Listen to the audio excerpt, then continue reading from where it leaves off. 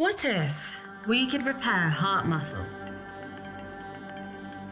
Diseases of the heart and vascular system are responsible for 32% of global deaths, making them the #1 cause of death worldwide. In Europe alone, more than 4 million people die from them each year. Coronary heart disease, for instance, affects the arteries supplying the heart muscle with oxygen. If they fail to do so, this can result in heart failure.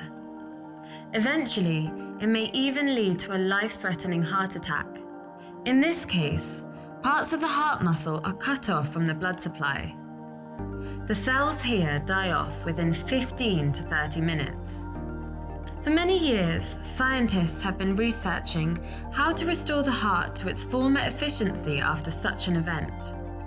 What if we can find a way to replace dead muscle tissue?